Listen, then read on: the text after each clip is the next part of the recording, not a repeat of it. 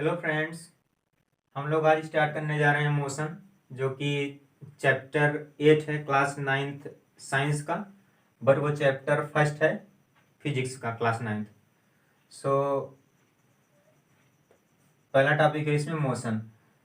हम ये जानते हैं कि दुनिया की कोई भी चीज़ एक पॉइंट ऑफ टाइम पर या तो रेस्ट में होती है या चल रही होती है।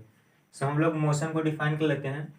मोशन क्या होता है? When an object is changing its position with respect to time it is said to be in motion. इसका मतलब यह हुआ कि जब कोई भी ऑब्जेक्ट अपनी पोजीशन को चेंज करता है विथ रिस्पेक्ट टू टाइम तो वह मोशन में कहलाता है। कुछ टाइम क्या होता है, sometimes motion is not directly seenable but we sense the motion because of the effect produced by motion. कई बार ऐसा होता है कि हम मोशन को डायरेक्टली नहीं सीन कर पाते हैं, बल्कि उसके इफेक्ट को देखते हैं, मोशन के इफेक्ट को देखते हैं। जैसे कि day night, changing of the season, ये सब किस लिए होता है? Because of earth of motion. ये अर्थ मूव करती है, सॉरी, ये day night change off season होता है ये अर्थ मोशन के कारण, अर्थ मोशन। ठीक है। हम लोग मोशन पढ़ रहे हैं।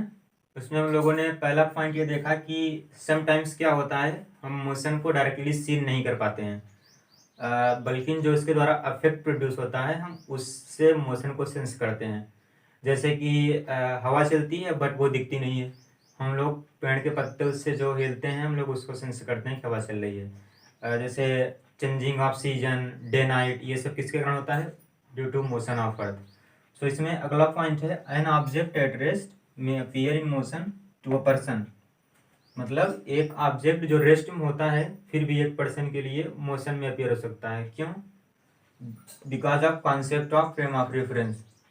फ्रेम ऑफ रेफरेंस क्या होता है? To locate the position of object we need a frame of reference. Frame of reference होता है एक ऑब्जेक्ट की पोजीशन को लोकेट करना। ठीक है। जैसे कि हम लोग बस में ट्रेवल करते हैं तो जो उसके रोड्स के किनारे जो ट्रीज होते हैं वो हमें मोशन में दिखाई देते हैं। किस लिए? वो फ्रेम ऑफ रेफरेंस के लिए। फ्रेम ऑफ रेफरेंस है concept of frame of reference. क्या होता है concept of frame of reference? To locate the position of object we need a frame of reference. मतलब इसके लिए एक कन्वीनियंट वे क्या होता है लोकेट करने का, कि हम लोग 3 परपेंडिकुलर एक्सिस चूज करते हैं, series x, y and z. यहाँ पर लेटर से object is here x1, y1, z1। इससे हम लोग एरोप्लेन को डिटेक्ट करते हैं, एरोप्लेन डिटेक्ट करते हैं। ठीक है। और जब यहाँ क्या था, जैसे जो ट्रीज, जो रोड्स के किनारे जो ट्रीज होते हैं तो वो हमें मोशन में क्यों दिखते हैं जब हम लोग बस से ट्रेवल करते हैं? क्योंकि उसका एक्स कोऑर्डिनेट चेंज होता रहता है। फ्रेम ऑफ रेफरेंस उसका चेंज होता रहता है, इसलिए हमें वो मोशन में दिखते हैं। इसमें एक इम्पॉर्टेंट टर्म्स है दैट इज रेफरेंस पॉइंट। उसको जान लेते हैं वो क्या होता है। रेफरेंस पॉइंट होता है the point from which we measure the position of object और प्लेन। मतलब जहाँ से हम ऑब्जेक्ट की या प्लेन की पोजीशन को मेजर करते हैं। ठीक है, उसको बोलते हैं रेफरेंस पॉइंट। बेसिकली ये ओरिजिन होता है।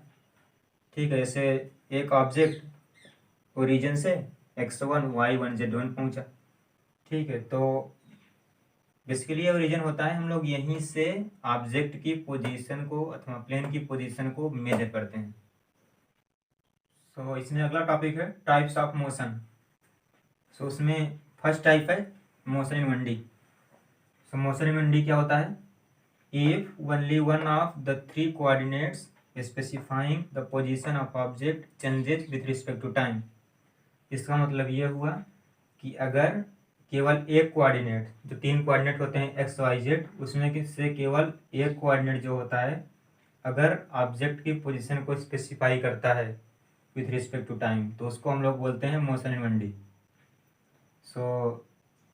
मतलब इसका हुआ कि जैसे कि x y and z coordinate हैं तो जो उस ऑब्जेक्ट की जो पोजीशन होगी ना वो केवल एक्स वाई और जेड कोऑर्डिनेट में से एक कोऑर्डिनेट के द्वारा स्पेसिफाई होगी, या तो एक्स चेंज होगा, या वाई चेंज होगा, या जेड चेंज होगा। ठीक है, एक से ज़्यादा कोऑर्डिनेट चेंज नहीं होंगे उसके ऑब्जेक्ट के। So in such case object moves in a straight line and the motion therefore is also known as rectilinear or linear motion. इसका मतलब ये हुआ कि मोशन इन 1D में क्या होता है कि ऑब्जेक्ट एक स्ट्रेट लाइन में मूव करता है।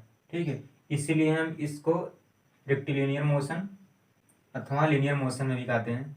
उसका एग्जांपल क्या होता है, ट्रेन इन रेलवे ट्रैक। जब एक ट्रेन रेलवे ट्रैक पर रन करती है तो वो 1D मोशन करती है, यानी रेक्टिलिनियर अथवा लीनियर मोशन में होती है। ठीक है, फिर अगला टाइप इसमें हम लोग पढ़ते हैं मोशन इन 2D। सो हम लोग टाइप्स ऑफ मोशन पढ़ रहे हैं।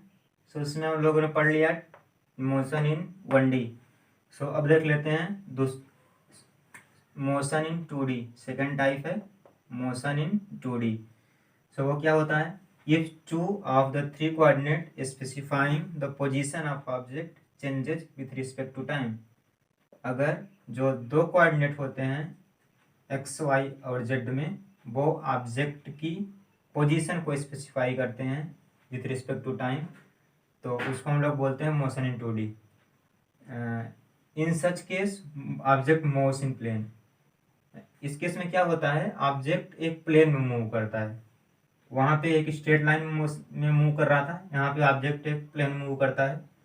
सो इसका एग्जांपल है कैरम बोर्ड। कैरम बोर्ड, सो कैरम बोर्ड में क्या होता है, जो उसके कॉइन्स होते हैं,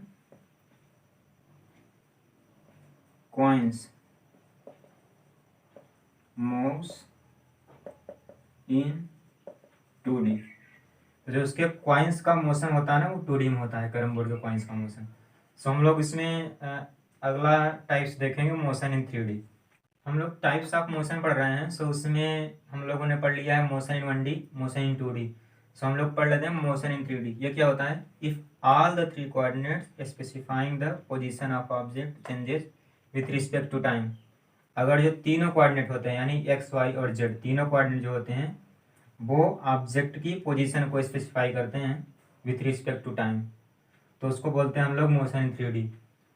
इन इन इन केस में क्या होता है कि ऑब्जेक्ट स्पेस में मूव करता है, जैसे कि एरोप्लेन, रॉकेट। ठीक है, तो ये हो गया मोशन इन 3D।